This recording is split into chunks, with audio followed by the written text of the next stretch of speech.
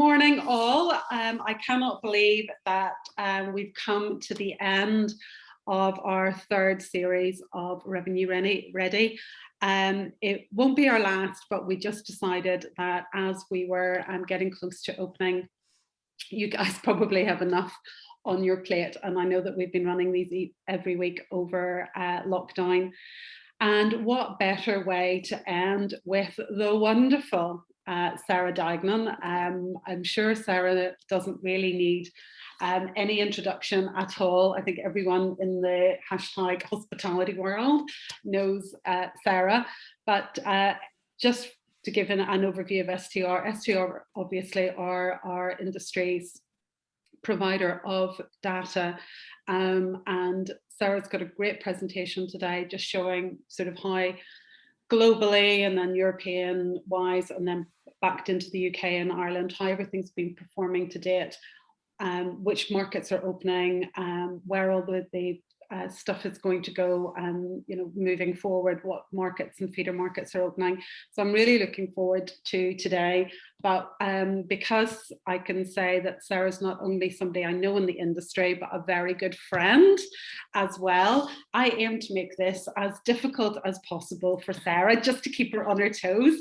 So for anyone who's on today, because it's our last one as well, let's have some fun with this. Let's get some questions going. So wonderful, Sarah, my fellow Charlie's Angel, I'm handing over to you.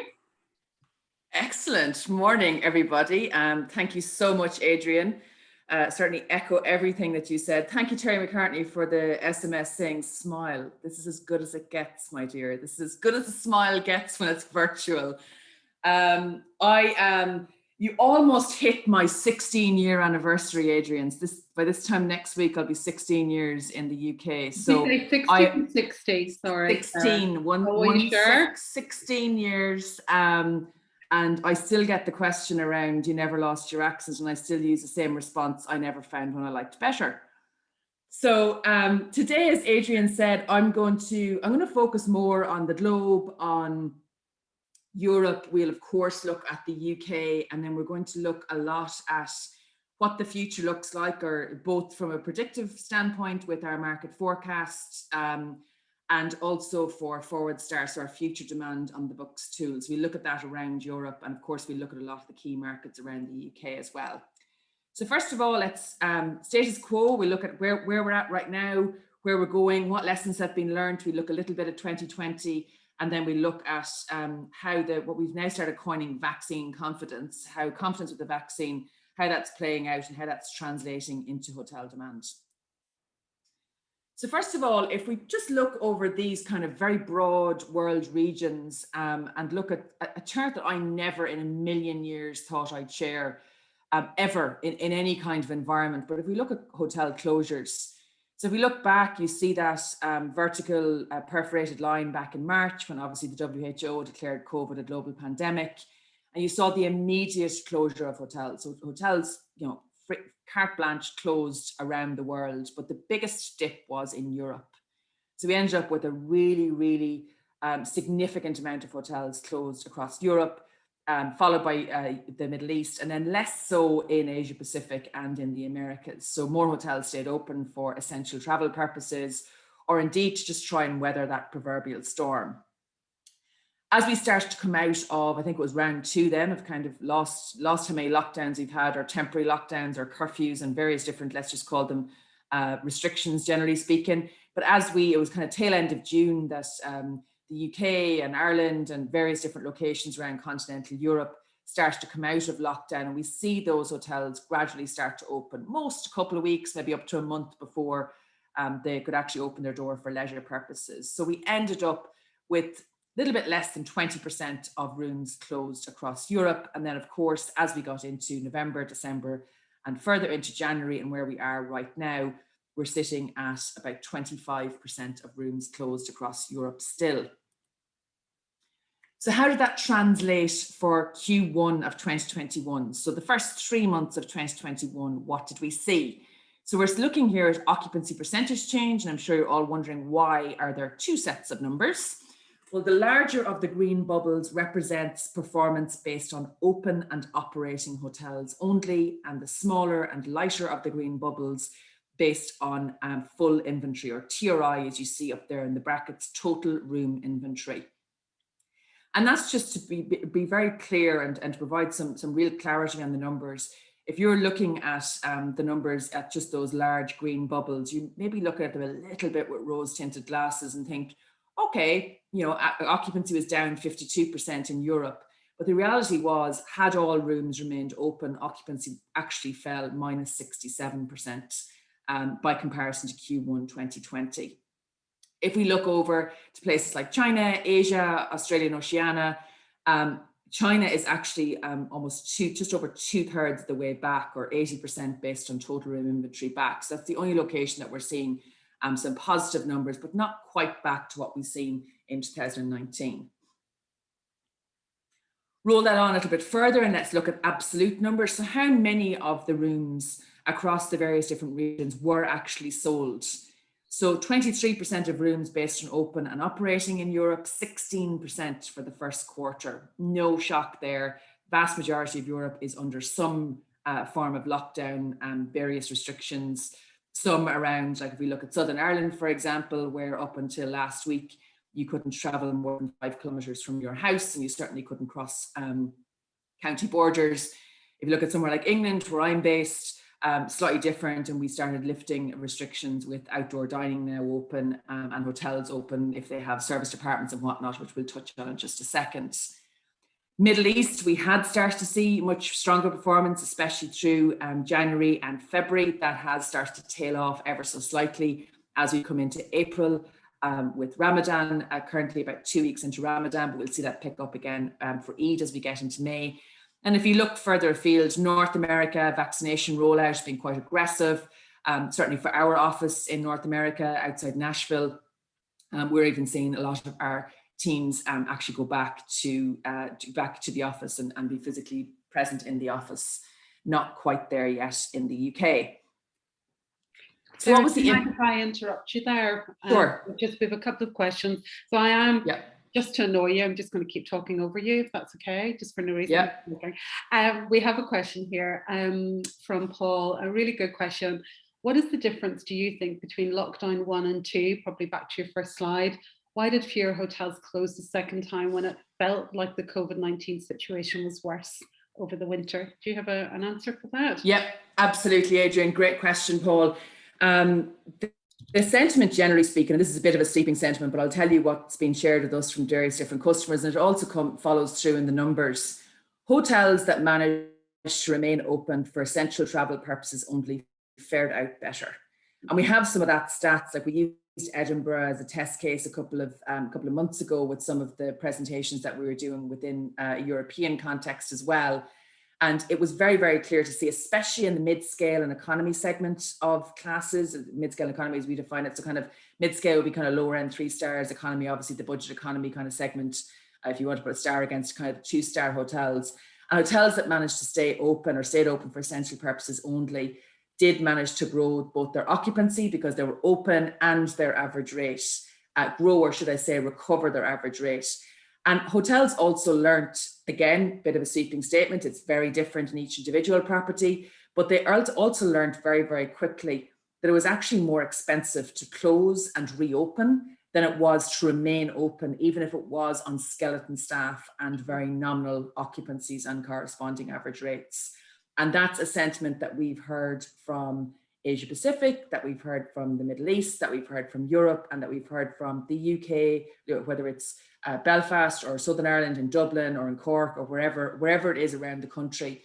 That is kind of a common sentiment, a common thread that we've heard pretty much around the world, that if you could stay open, and especially if you sat in that kind of mid-scale segment, mid-scale, upper mid-scale as well. And that followed through for a lot of the luxury hotels as well. Some hotels took it as an opportunity to do some refurbishment. Obviously, you have to have a cash reserve to do that. But certainly the general, and what we've seen more often than not coming out of the numbers, is that hotels managed to perform better and were in a better position to then kind of hit the ground running when they could.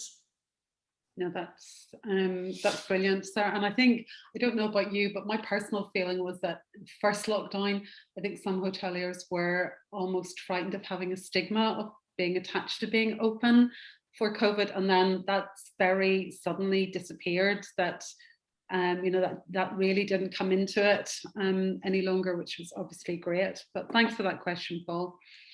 And same with just on the stigma piece, like I remember the first lockdown and there was such a stigma around being a COVID hotel, and whether it was part of your inventory, if you had maybe 2 entrances you could use or a separate entrance you could use, or even, whatever the physical makeup of your hotel was, that you could use a wing. We certainly know hotels in Qatar that would have used that there were 2 towers. They used one tower was their COVID tower and the other tower was their normal guest tower. I still haven't found a good way of describing that, but other guests that were there for other purposes, let's call it. And that stigma is no longer, like that stigma has gone out the window for sure. Yeah, thank goodness. Thank goodness is right. If we look at RevPAR percentage change, none of you are shocked to see that these are pretty meaty numbers. So Europe down 65 for open and operating hotels, 76 for total room inventory. North America is maybe surprising for many of you that it, quote unquote, only dropped a third.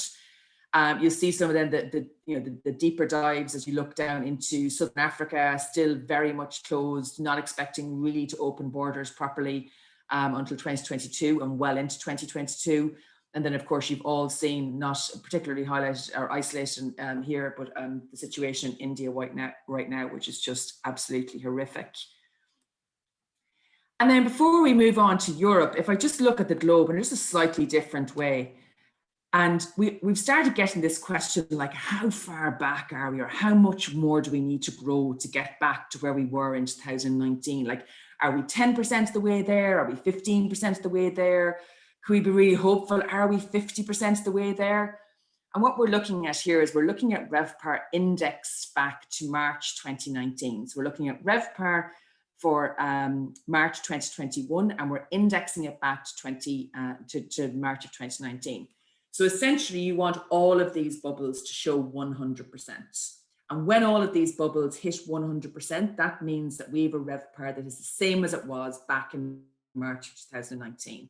So you'll see again, North America is just shy of 50% of the way there, excluding the US, so the Canada and Caribbean piece. When you look at the US though, the US is almost 2/3 of the way there. Central America lagging a little bit further behind.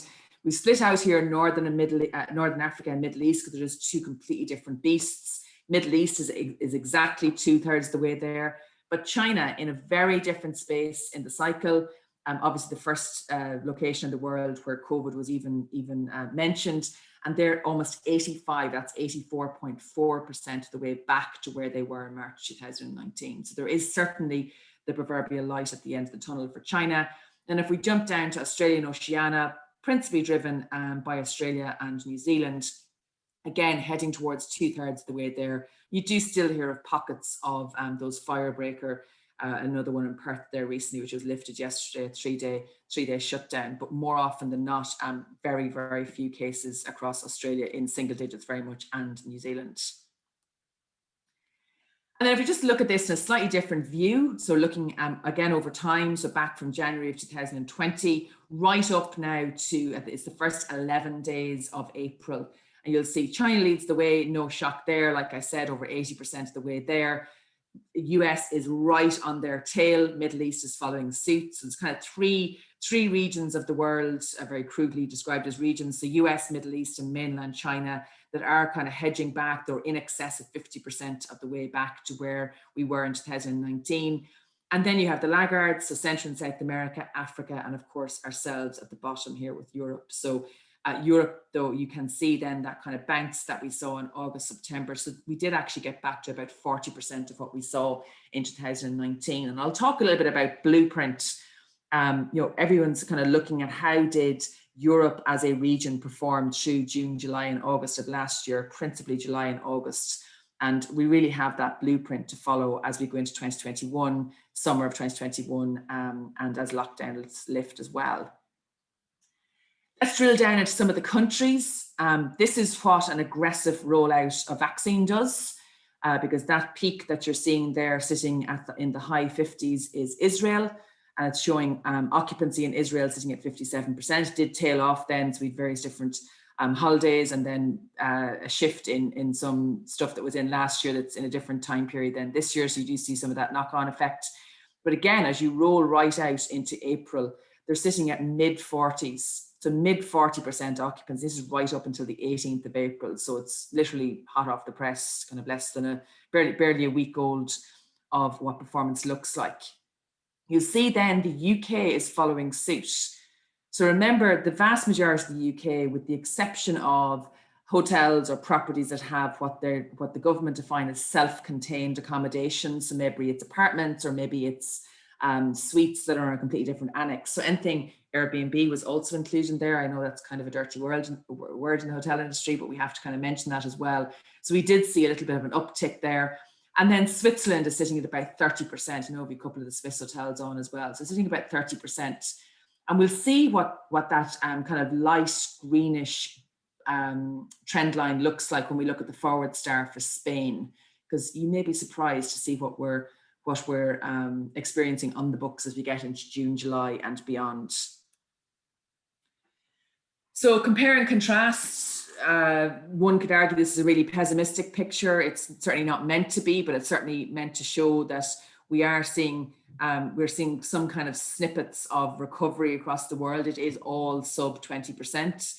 So essentially comparing Q1 2019, when the world was all hunky-dory and everything was fine and dandy, Q1 of 2020, where we had for pretty much all of these cities, we had two really strong months start to the year. And then of course, everything came falling down around us as we came into March, April and beyond.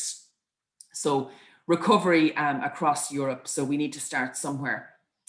Rates, however, when you compare the exact same 3 quarters over the last 3 years, have actually not fallen that significantly. And in some instances, they're, there or thereabouts. Like if you look at Rome sitting there at about 110, 112 euros, and back in Q1 of 2019 is pretty much the exact same in Q1 of 2020. And only fell less than 5 euros if we look at Q1 of 2021. And Rome and much of Italy being under pretty strict curfews. London, we've seen a much bigger decline. So London would have always sat around the 150, 160 kind of in euro terms. Obviously, there's a little bit of exchange rate sway there, and just dropped, kind of fallen off the cliff at less than half of that. Now, many hotels in central London still closed, temporarily closed, but are starting to open over the last weeks and days.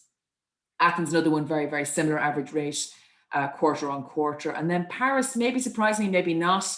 Paris had started to see declines even before COVID, sitting just over 150 euros, but would have ordinarily sat closer to 200 euros. But if you compare apples to apples, things are actually better. And really, we've just started to see this uptick as we've got into April. So we're looking at the first 11 days of April in 2020, which is the lighter green, and the first 11 days of April 2021, which is the darker green. So yes, we are probably, the pessimists amongst you will be saying, now Sarah, you're clutching at straws here, love, that's only 11 days. But the reality is, if you look at somewhere like Madrid, where we had less than 1% occupancy for the first 11 days of April 2020, and we're now sitting at a very square 15% occupancy, I think that's something to kind of shout from the rooftops about. I think there's another question came in there, Adrian. Yeah, I've got it here. And so it's come from Shona. Were there VAT reductions or implications in other markets like in the UK, which is generally benefiting the ADR? Not necessarily, because first of all, our numbers are net. So it does not include any VAT in there at all. I know what you're getting at though, because if VAT changes from 21% to 15%, do the hotels essentially pocket that 6 percentage point differential? In theory, yes. I don't think that's the big, and this is occupancy, remember as well. This is not this particular slide. I think you're referencing the previous slide as being average rate. There'll be a little bit of that, but not a huge amount. You would see the numbers sway much more significantly if it was VAT related. Great, thanks. That's a really interesting slide there, but I would love to see 2019 on that as well, just to see where where we're sitting on those first 11 days. But well, let's hope everything's just becoming a little bit more positive, Sarah. Let's hope. Yeah, it's definitely significantly higher for 2019. That's why we chose not to put it in. But just to kind of show, you know, even when Paul mentioned the piece about coming into the winter, and we were like, oh my goodness, it was a bit like Game of Thrones, and everything was hell was going to kind of freeze over. That's certainly how I felt anyway. But you know, coming kind of into spring and seeing that, you know, it is only 11 days. I appreciate that. But seeing that, you know, significant kind of change on where we were the first 11 days in April, that has got to be cause for some sort of hope on the horizon. And many of those are, you know, skimming that double digits. So Dublin, Amsterdam, London, Madrid, they're all markets you've heard me talk about before, when, you know, pre-COVID has been markets that kind of set the scene for the rest of Europe and beyond. If we move on, if we look just in a little bit more clarity into the UK, so I've mentioned London a couple of times, it's the UK and Ireland. And if we look at what Q1 looked like, well, it's no different to what we saw for European counterparts. You'll see, you know, pretty much a sea of red as we look at the first 3 months. So obviously January, February and March, but you're seeing those pockets of amber. Most of those are around the coast. You know, the Southamptons, the Plymouths, Bristol, not quite on the coast, but very close. Aberdeen then as well, sitting at 38%, but all other locations are sub that magic kind of 29%. So heading towards a third of the rooms sold. That was for the first 3 months. What happened though when we looked at the week of the 12th to the 18th of April, and thank goodness we are starting to see a lot more amber, and we're even heading towards seeing a bubble or two of green. So you'll see Plymouth at 59%. So really just one more percentage point of demand come in there. We'll see occupancy head towards those green shoots as well.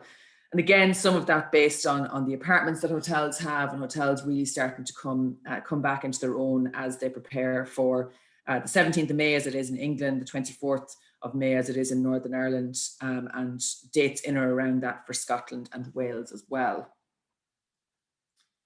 So 1 year on, what do we know now? So if we look at the total UK, and if we look at London, I'm going to just focus a little bit on UK for a moment. Look at the total UK, look at London, look at regional UK. The UK is poised for reopening before summer. So as you know, May 17th is around the corner. It's kind of 3 weeks' time.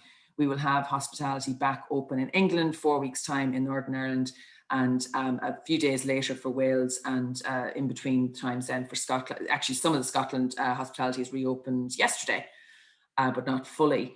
So you'll see where we bottomed out back in April and May, based on closed rooms back in April, May, June. We then started coming out of lockdowns back the tail end of June, and as we get into July, and we recovered to over 90% of all rooms reopened in regional UK. So 95%, 96% actually, as you got into September, October. You then had that kind of temporary closure over November, December. Some hotels actually naturally closed during November, December, maybe December, January, etc. Over the winter weeks, or 6 or 8 weeks. Some closed for 2 or 3 months. And then where we're sitting right now is we're sitting at about 86% of hotel rooms are open. That's right up to February, and that is actually a little bit higher if we were to look up to March and April. The gap between London and regional UK remains. So we saw, okay, the first lockdown 23rd of March, and that in or around the 23rd of March, second one around the 5th of November, the third one then as we get out into January. But that kind of, it is a pretty big chasm that we're seeing, that we certainly saw between September, October, November, as we look at London versus regional UK. There's often a question of why wasn't London as robust as the regions? Like, surely London's the capital city. It's going to command various different demand coming into the city. But you have to remember the reasons that people go to London. They go for theatre, you go to stay, you know, to eat in a very nice restaurant, you go to stay in a beautiful hotel, you go to be able to see museums, all the various different tourist attractions, whether it's the London Eye or whatnot, Madame Tussauds, etc., which I'm still scarred from as a child at 7 going to, for the record. So with all of those demand drivers in the city still closed, it's really, really difficult. The same principle when you look at airlift for corporate customers coming in, or indeed various different lockdowns, restrictions for some of the demand generators from further afield like Asia Pacific or indeed the US. That chasm does narrow as we got into February and March, and indeed into April. You see a little bit of a dip there with the Easter period as well. But we are again seeing that tiny little uptick at the very far end of the series.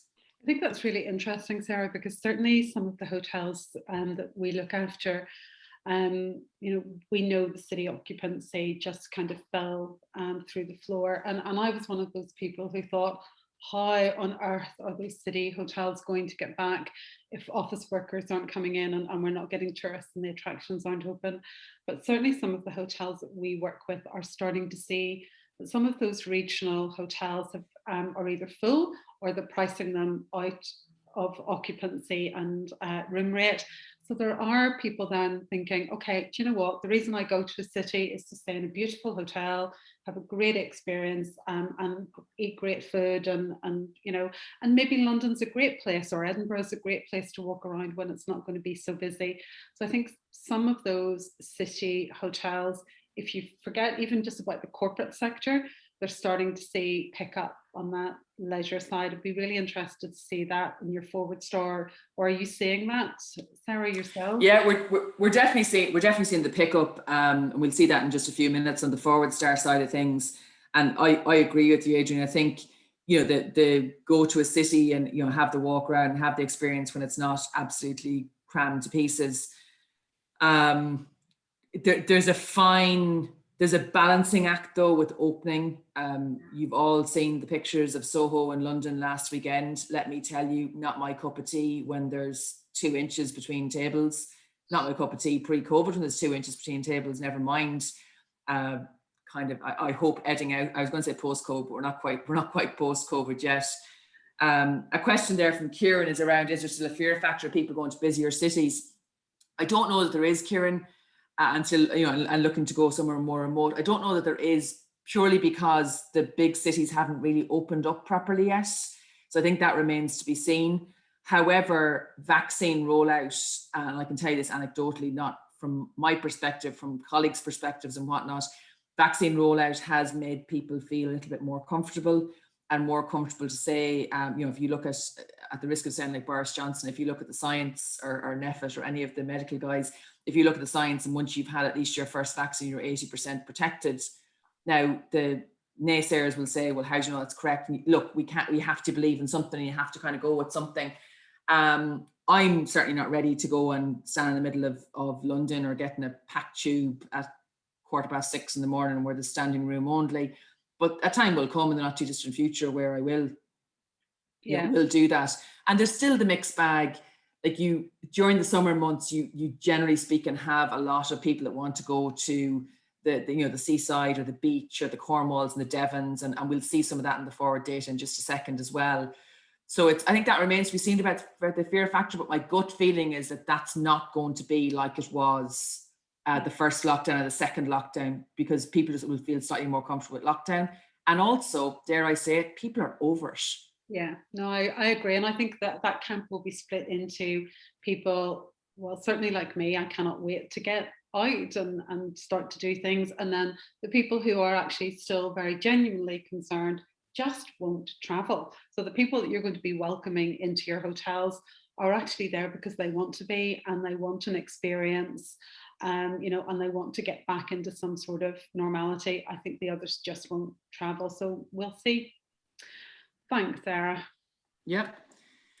If we do look at the kind of the bottom performance, there are the city locations. There are the Londons that we just looked at, the Manchesters, the Liverpools, the Edinburghs, the Birminghams, for all of those reasons that we've just discussed around that. I guess it is element of fear factor, but also the demand to go there, whether it's an attraction if it's leisure business or whether it's for corporate purposes, meeting or client events and whatnot, was just not there.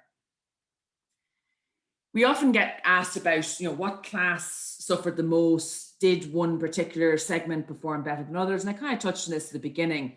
And mid-scale and economy is the segment. So those kind of lower end 3-star and 2-star hotels, if you want to apply a class, kind of very broad class definition to it, they are from an occupancy standpoint, that is the class segment that did weather the storm the best.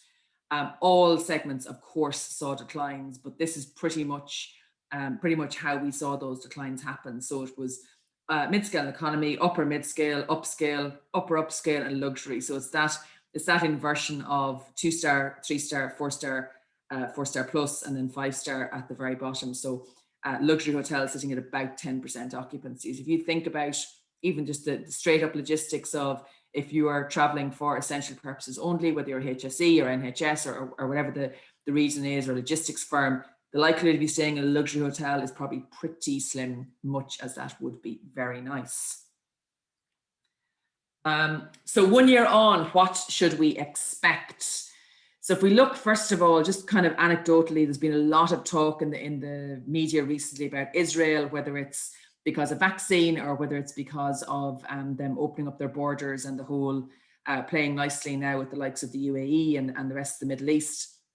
But if we look where performance sat back in, so Israel hit about 60% through the summer months. And as we got through April, we got very, very close to that. We got to 51% as we came through March and into April. And a lot of that is on the back of that confidence to travel, confidence to move around again. And it's one of the highest vaccinated countries in the world right this minute. And obviously different population before, you know, for anyone kind of thinks about that, I'm not saying it's better or worse than any other country in terms of, you know, how they perform with their occupants or their average rate or their sentiment around vaccination, but they are one of the most vaccinated countries in the world right this minute. And you see that flow through, especially as you look at some of the bigger cities like Eilat, but the regions as well doing reasonably well. So what about the future? Well, first of all, let's cast our minds back to the historical future. And this is always a head freeze for me. So when we pulled this data back on the 8th of February, so 2.5 months, let's call it, a little bit over 2.5 months ago now, and we looked forward for the next 90 days. So you're basically looking forward for February, March and April. And we were looking at what was on the books, which is the green bubbles, and what the pickup was, which are the dark blue bubbles. It was pretty grim. There's no other word for it. It was sub double digits in all locations around these kind of key European locations. So the kind of theme of the day was somewhere between 4 and 7% occupancy in the books. And it's just grim, it's dismal. But what's even more dismal is the fact there was zero pickup. So we weren't seeing any new bookings coming in. Although if you want to look at that from a glass half full kind of standpoint, we were also not seeing new bookings outweighed by cancellations. So maybe that wasn't a bad place to be, because we also saw many minus numbers as cancellations outweighed new bookings for several months during the first and the second lockdown, even part of the third lockdown. So this is what the next 90 days looked like on the 8th of February. But do you think, Sarah, it was so grim there because we hadn't had an announcement at that point? Totally. No announcement.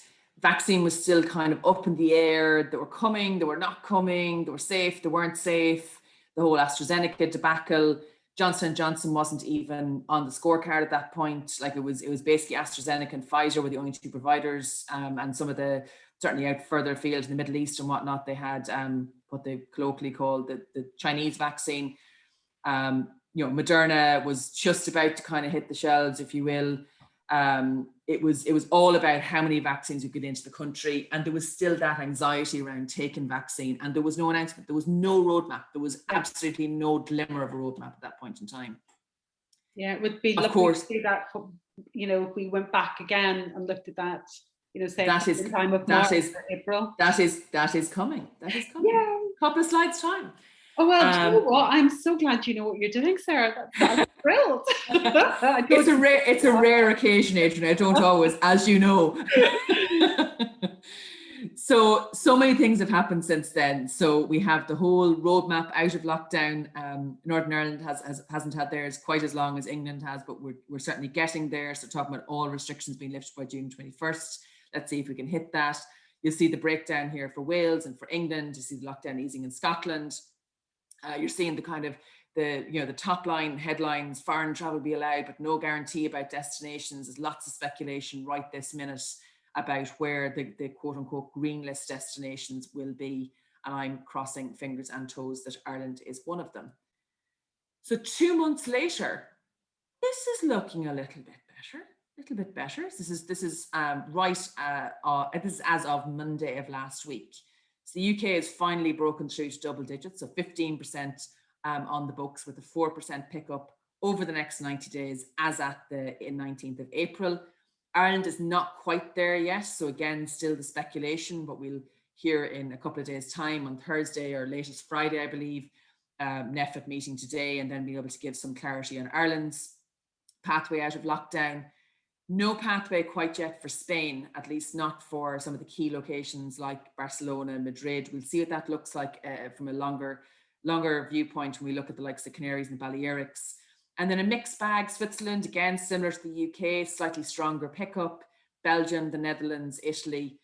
Italy, if you were to look over the next 28 days, has 0.5% occupancy on the books. So again, all these countries, one compared to the other, we can't really compare them, but just to kind of show you what it does really look like. But they're in very different stages of curfew, of lockdown, of restrictions, and of the infamous vaccination rollout. So let's just focus first of all on the UK and Ireland. And the eagle-eyed views will look specifically at this point just here. This is what happens when you have a roadmap out of lockdown. So as you know, lockdown will lift roughly here on the 17th of May, not entirely, obviously 21st of June is the next kind of key date. But the minute you see lockdown lifting, we start heading towards 25% of all rooms in the UK are quote unquote sold. This is the bank holiday weekend, at least in England, the last bank holiday weekend in the UK. And then the blue line here for Ireland, this is what speculation looks like. So speculation that Southern Ireland will be able to reopen come June in some shape or form has led to these kind of occupancies in the books. So 17, 18%. Now, some of this will get squashed because of the recent announcement with the Euros moving to one to Wembley and the rest to St. Petersburg. So we will see a slight dip in that, but that is not the only demand generation. The vast amount of demand generation here for the Irish market is staycations, and it is that leisure business. And then as we get further out, we head towards 30% in the UK. So this is right up until the 19th of July. You were going to say something, Adrian. No, sorry, Sarah, I didn't mean to talk over you this time, honest. But we just had a question there. Is this market or open hotels? Do you know what those figures are based on? It's a mixture. It's open and operating, and it's any hotels that are selling bedrooms over the next 90 days. So I'll give you an example.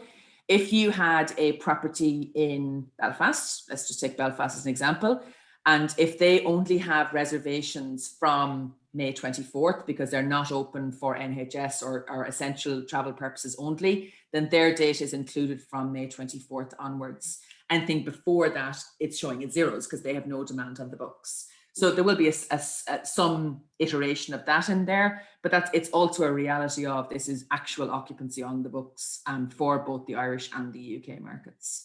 And just from Ethna, just the peaks and troughs on the graph, is that midweek, weekend? I'm not sure. It's principally weekends. So if you're looking at these two for the UK, this is the first weekend after lockdown lifts. This is bank holiday. This second one is principally driven by the bank holiday in England, the last weekend in May. The peak here that we're seeing for Ireland, this is the bank holiday weekend, or actually maybe it's here. Sorry, it's here. No, it is here. This is the bank holiday weekend, which is actually the first weekend in June in Ireland. So that's the bank holiday weekend there. But most of them are weekends. All weekends are not equal. Sure. So I'll see you kind of like an equal distribution of weekends, but most of them are like these little blips that you're seeing kind of here. These are also weekend numbers. Just one other, Paul's made a really good point here. The numbers sort of dipping especially in the UK towards July. Do you think that's people maybe holding out for potential summer holidays, not maybe booking locally? Yeah, I think it is. We'll see that slightly. We'll see a longer term view because we not only do this 90 days, we do it 365 in just a second. I definitely think, Paul, there is an element of people kind of holding off. Dare I say it? There's an element of people holding off to see if they can go abroad. Yeah. So can they go to the Spains, the Portugals, the Italys, the Switzerlands, etc. There's an element of that. I think there'll be a mass. There'll be a mass crashing of Ryanair.com and EasyJet and British Airways and Aer Lingus and whatnot as soon as there's any clarity from Mr. Johnson on whether foreign holidays will be allowed. But I do think there will be a significant amount of staycations this year. Maybe not quite the same as last year, but a significant amount of staycations. Yeah, we've one hotel that when we look at August, if they had looking at unconstrained demand, they would be looking to finish August at 185%, you know, if it was unconstrained demand. So yeah, I think the staycation market, I think for everyone is going to be really strong. Let's hope. And the vast amount of families are not, and again, sweeping statement, the vast amount of families are not going to get on a plane with a child, 2 children, 3 children, especially if there's a PCR requirement. It becomes cost prohibitive very, very quickly. Like I can tell you, even a friend who's due to go home in August, she's going home to Ireland in August. She's going by herself because for her and her husband and her 2 kids to go would be £480 in PCR tests. Now, the likelihood is come August, there won't be a PCR requirement between the UK and Ireland when you fly in, but there is currently a PCR requirement. And that's a lot to add on to a flight that was £80. Sure. So if we look a little bit into some of the other locations, so if we add on France, Belgium and Italy, again, be thankful that you're in the UK. Ireland seems to have dropped off there. Sorry about that. So France, Belgium and Italy. So it's stark difference when you look at the performance in the UK versus what we're seeing on the continent. And again, that's because they do not currently have a pathway out of restrictions. And then if we add on the likes of the Netherlands and Switzerland, so Switzerland, we're starting to see some double digits as we get into July and the latter part of June as well. And then if we add on Spain, I made comment to this a moment ago, but we'll see this, I think, in a few seconds. The peaks that you're seeing here in Spain, so kind of heading towards 13, 14%, that is principally driven by the likes of the Balearics and the Canary Islands. So islands that even during last summer, that did welcome British tourists specifically, other tourists as well, but British tourists being the highest source market coming into the Balearics and into the Canaries. And we're seeing that really ramp up as you get into June, July and into August as well. So let's bring ourselves back to the UK. We'll go back and look at some more of the European markets outside of the UK in just a few minutes. But this is kind of to where Adrian mentioned a few seconds ago around, you know, what does the pattern look like when you look out into the future, and how has that changed over time? So we're various different iterations of green. So as of the 1st of March, what was on the books right up to the 12th of July, as at the 8th of March, what was on the books right up to between the 3rd and the 12th of July, what was on the 15th, the 22nd, the 29th, the 5th. So we're seeing the kind of the growth over time. So each one of these is a weekly increment. So we're looking at about 8 weeks of data. And you'll see it really only starts to ramp up in when we got into kind of the week of the 12th or the week of the 19th. So that's when we start to see those peaks really start to grow. So we were back down here. So kind of for the middle of May, so again, there was a speculation it was going to be the middle of May that the UK was going to start opening up. And back on the 1st of March, that was only sitting at about 15%. And now that's grown 10 percentage points to 25% if we look at where we were at the 29th of April. So essentially looking at the evolution over the last 8 weeks. If we look then at some of the other locations, any of you from Cornwall and Devon are delighted with yourselves, and so you should be. Spectacular part of the country. And if we look again, the minute you get into kind of the latter part of May, like this is, I actually ran this data a couple of times to make sure this stark jump was actually truthful. And that was to encompass that bank holiday weekend at the end of May. And then as we look right out through the summer, like I bet you guys wish that you had a few more rooms you could maybe sell as you get into June. And then it does tail off a little bit more into July, but still sitting at a really robust kind of 60%. Somerset, you know, kind of hitting the 35, 40%. Cumbria coming in here at the middle, so about 25, 26, heading towards 30% in various different nights of the week. And then Bedfordshire and Hertfordshire, where I'm located, lagging somewhat behind. So we certainly don't have the attraction of the coast, at least where I am. If we look at London, very, very similar picture to what we saw for the regions, but just not as robust. So London, you remember here when I kind of highlighted where after we reopen, it was sitting at close to 25, 26%. It's kind of scraping 20%. as hotels start to reopen in London, and really doesn't sit anything beyond 20%. And that will only start to grow as we can see those demand drivers reopen. The theatres, the restaurants continue to reopen, the museums continue to reopen, all different tourist attractions, at least for the leisure demand. And of course, as we start to see that corporate demand coming back, which we probably won't see a huge amount of through June, July and August as people try to take holidays, but would expect to see that further into the future. If we look then at the time lapse and for London, so stays in the next 7 days, about 31.5% of stays for London are booked within the next 7 days are booked within that 7-day period, should I say, 7 to 14 days. So we're booking in a much shorter booking window than we have done in the past. But look at this, between the next 30 and 60 days is kind of akin to within the next 7 days. So people are planning into the future, but anything beyond kind of 60 to 90 days, only kind of 12, 15% are planning that far into the future. And you can be sure that anyone planning that far into the future is booking on a cancelable rate as well, or a rate with flexibility. And then if we look out a full 365 days, this is super messy. But it does give you some indication of the fact that we really need events to come back. And we really need events to come back in abundance. You'll see in the Lions Cup here, you'll see the Leeds Festival. So if Leeds Festival hopefully can go ahead, which I think it's looking pretty good, they already have 70% on the books. Parklife Festival.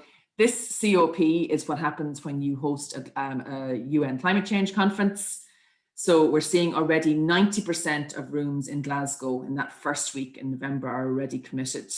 And look what's happening in Edinburgh. So with 90% committed in Glasgow, Edinburgh is mopping up that overflow with in excess of 45%. So that is certainly cause for some celebration. So keep fingers and toes crossed that all 4 of these events and others can go ahead and that we see those meaty occupancies actually come to fruition, because that would be just fabulous.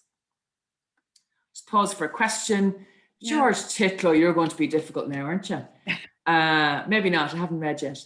Has the pandemic affected how hoteliers utilize their benchmarking data? Any tips? Yes, it has definitely affected how they utilize their benchmarking. Many more are looking at the Forward Star, which is the data that I'm taking you through right now. So certainly looking at what occupancy in the books. It is occupancy only, there are no average rates in RevPAR, and that is intentional. Any tips around the historical is compared to 2019, not 2020. So we're doing a whole data set of some of our corporate reporting where it's looking at your change 2021 versus 2019. Of course, 2020 is available as well, but they want to see kind of the normalized year. Hotels are also looking at one of those slides I showed early on, the 3rd or 4th slide. They're looking at how far away they are from what the peak was. So they're using 2019. 2019 was a very, very strong year. So they're using 2019 as being the kind of the golden nugget, if you will, that's where they want to get back to at a minimum. Whether we've incorporated a 2-year split comparison to be able to compare 21 versus 19, symmetrical hotels being asked for it. Yes, I think I kind of preempted that might be the next part. I love that George has gone, and right, revenue does this for you. So yeah, exactly. Good there, George. Thank you for that. Yeah, really good point. And that's exactly looking at the 2019 as being where everyone wants to get back to, because 2020, nobody wants to look at 2020, and you'll start seeing not quite yet, but now in the month of April, when we do April processing, which we'll do about 16 days into May, so 15th, 16th of May, we'll do April processing, and then you'll start seeing like crazy, 100% growths and 95% growths, and most hotels will be referencing back to 2019. Absolutely. DSEI, you'll have to spell what DSEI is out for me. Happen and whether it will have an impact. I'm not sure. I'm sure that's something that I should know what it stands for. I'm not sure either. But if you want to move on, I'll come back to that. Perfect. So let's see if some of those events can happen. So Finishing up and moving on to just look at the forecast. So forward star, let's just draw a line under that. Forward star is our occupancy on the books into the future. So it is the actual occupancy on the books. We define it as rooms that are booked that are deducted from inventory. So if there was any question around, does it include tentative or provisional or optional, or you'd have that double dipping scenario where maybe somebody's holding space in 3 or 4 different hotels. It does not. So it's only rooms that are booked that are deducted from inventory. Sarah, I'm sure. just going to let you know, it's the Arms and Defence Conference in Excel. I don't know, Anil. I also don't know when it is. So I think that would have a key. That would kind of change my gut feeling as to whether it'll go ahead. If it's in May or anything, I would hazard anything before kind of July. I would be very surprised if it goes ahead. If it's September. Anything beyond September, I was going to say anything beyond August, September, I think there's a really good chance. I mean, if the government are allowing and being able to pull off the, 9,000 people at a football match recently, all of which had a clear COVID test within the previous 24 hours. And then they had to deal with logistics around coaches and whatnot, getting them to the stadium and everything. I can't see why not. I will tell you, at a completely different location in the world, but I will tell you that I can't think of the name, but now IDEX did happen in Abu Dhabi in February, and they had about 35% of the participants, or 10 delegates, if you will, that they would ordinarily have had. The scenario around IDEX happening, which is also a defence and kind of an arms event or exhibition, every single delegate, it was over 4 days, I think I'm right in saying, every delegate had to provide when you went to enter, as you'd normally get your lanyard scanned at the entrance. Not only did you have to have your lanyard scanned, but you also had to have your COVID barcode scanned as well. And it had to show up that you had a clear COVID test within the last 48 hours if you were a delegate. And if you were 48 hours. And if you were a staff member, so some of the hotels obviously were housing and accommodating some of the guests and delegates, you had to have had a clear COVID test in the last 24 hours. There is a general manager that many of you may know. He's an Irish general manager, and he told us in February, he was on an event that Janice Galt did with Northern Ireland Hotel Federation. I think the numbers were something like, in February, like late February, early March, he'd already had something like 56 COVID tests. Good Lord. And he's based in Abu Dhabi. So every time he went from Abu Dhabi to his married GM, Abu Dhabi to Dubai, even though there is no quote unquote border, it's much like going from Cavan to Fermanagh. He had to have a COVID test. There was a checkpoint of sorts to have a COVID test. And every time he came back, he had to have a COVID test, and he had to have another one on day 3, day 8, and day 12. Good man. So if they're the kind of scenarios to be able to do the test and trace and be able to keep everyone secure, then that may well be how we move forward. But definitely the football match that just took place last weekend is a benchmark for events like that. But I don't know, Anil, if it'll go ahead. If we move on then and just kind of wrap up with some of the market forecasts. So market forecasts, separate aside from our Forward Star product, it is a forecast that we do in conjunction with our partners at Tourism Economics. So it's an econometric forecast. We look at everything: price of oil, consumer confidence, long and short-term interest rates. We look at, of course, exchange rate. We look at new supply coming into a market. We look at events where there are any. And anything that you're seeing to the left here in the white is actualized data. These forecasts are based as of February. We're a little bit too early for the next iteration, which will come out in late May.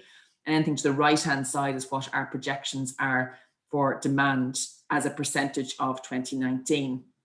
So we're showing you the forecast right up to Q4 of 2022.